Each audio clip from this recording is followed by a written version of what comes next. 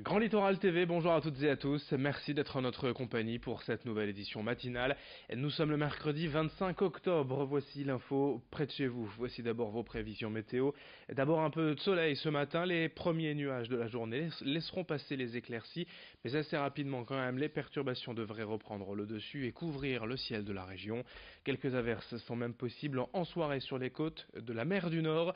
Quant aux températures, elles sont stables avec 16 degrés à Saint-Omer, Dunkerque et à Calais. 15 à Boulogne au Touquet, à confirmer bien évidemment avec les prévisions complètes de la chaîne météo après ce journal. On ouvre d'abord cette édition avec les chiffres du chômage publiés hier par Pôle emploi. Alors que l'on annonce une baisse record sur le plan national, la région profite aussi de l'embellie en septembre avec moins 1,4% de chômeurs dans la Haute-France le mois dernier.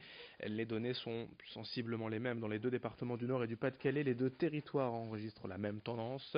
Toutefois, dans le Nord, les chiffres sont en hausse sur un an contre une baisse de 1,7% ces 12 derniers mois dans le Pas-de-Calais. En image, l'actualité sur le littoral, c'est d'abord le nouveau plan de circulation mis en place cette semaine à Dunkerque, un changement pour le moins radical par endroit qui a déboussolé certains automobilistes depuis lundi matin, si bien que la police municipale a été déployée dans le centre-ville. C'est toujours pareil, lorsque l'on modifie les habitudes, il faut un peu de temps pour s'y retrouver, d'où la présence policière afin d'éviter les erreurs de parcours, voire même les accidents.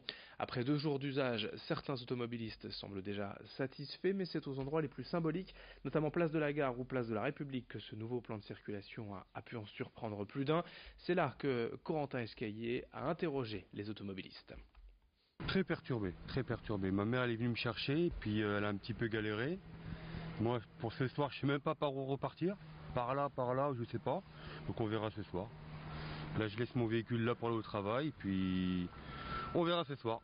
On a du mal, disons, les premiers jours, mais on s'adaptera. Il n'y a pas de, on peut pas faire autrement, quoi. Bon, c'est une galère à arriver à destination. Quand on a des rendez-vous, c'est pas possible, on n'arrive jamais au rendez-vous. Et franchement, c'est une galère. Tout il change, tous les jours ça change. Bah, habituellement, je sors 1 heure avant, quoi. Sinon, même en sortant 1 heure avant, j'arrive quand même à arriver en retard. On vous annonce également sur le littoral l'ouverture dans quelques jours, le 13 novembre précisément, d'un centre de semi-liberté à Saint-Martin-Boulogne. Un espace pour les détenus en fin de peine ou ceux purgeant une peine de courte durée et combinant un travail concrètement dans la journée durant les horaires de formation ou de travail. Le détenu ira donc comme tout le monde travailler et c'est seulement le soir qu'il devra rentrer et passer la nuit au centre de semi-liberté. Ce genre de détention est une manière de mettre à l'épreuve les détenus, de tester la solidité du projet professionnel et l'envie de réussir, car ce n'est pas si évident en fait de goûter ainsi à la liberté dans la journée et de rentrer le soir dormir en prison. Explication complémentaire au micro de Corentin Escaillé.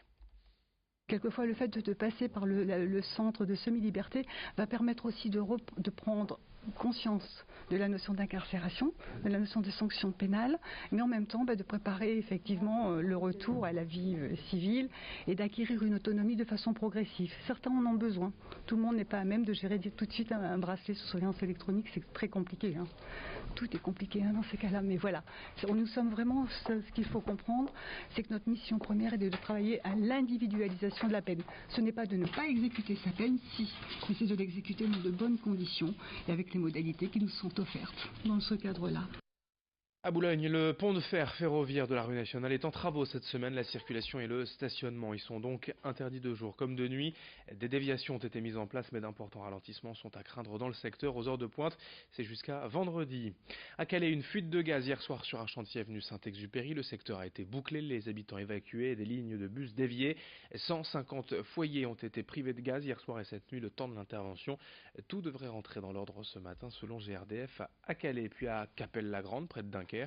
Le magasin DLM Meubles en redressement judiciaire depuis le 10 octobre est désormais fermé. Les clients et surtout les salariés sont dans l'attente de nouvelles de la direction. Le directeur, disparu depuis plusieurs jours, n'a plus donné de nouvelles. Certains employés n'auraient même pas eu leur paye de septembre. Dans le reste de cette édition, le grand angle de la rédaction, le portrait du jour, celui d'une jeune nordiste, ingénieure de formation, diplômée des grandes écoles, mais qui a quitté sa voie toute tracée pour devenir wedding planner. Carole Paysan a choisi de vivre la féerie des mariages en les organisant. Reportage et son portrait signé Xavier Silly.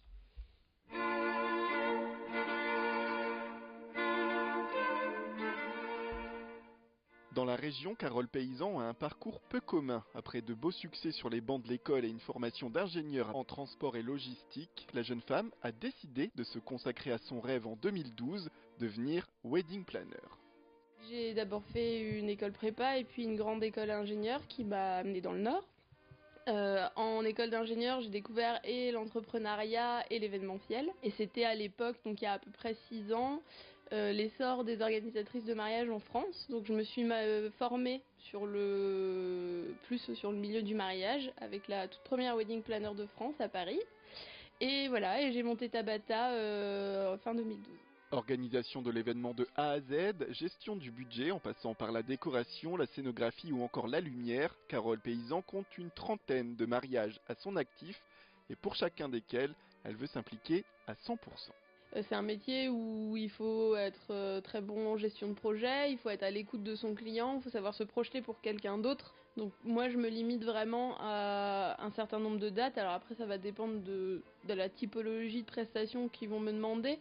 Je peux monter jusqu'à 15 si vraiment c'est des prestations plus partielles, mais je me limite vraiment au nombre de dates pour que chaque client ait le soin qu'il mérite pour son mariage.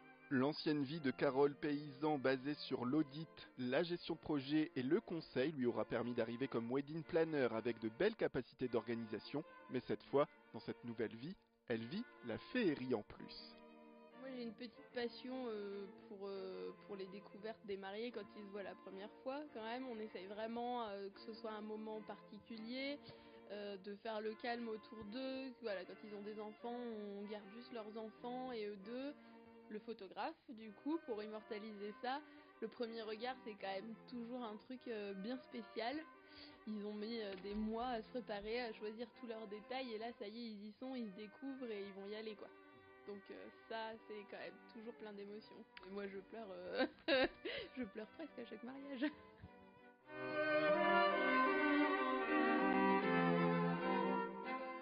Et dans l'actualité, sur Grand Littoral TV, un mot de sport également en basket, lors de la deuxième journée de la FIBA Eurocoupe, victoire de l'ESSM Le Portel hier à domicile 94-79 face aux Belges d'Anvers, une première victoire pour les Portelois cette saison en Coupe d'Europe décidément, intraitable en ce début de saison dans leur chaudron. Et puis à Boulogne, coefficient de marée de 60 cet après-midi, marée haute à 15h47, marée basse à 22h59 pour ce qui concerne le port de Boulogne. Fin de cette édition, merci à vous de l'avoir suivi en ce mercredi. D'autres infos, notamment vos prévisions météo à suivre sur Grand Littoral TV.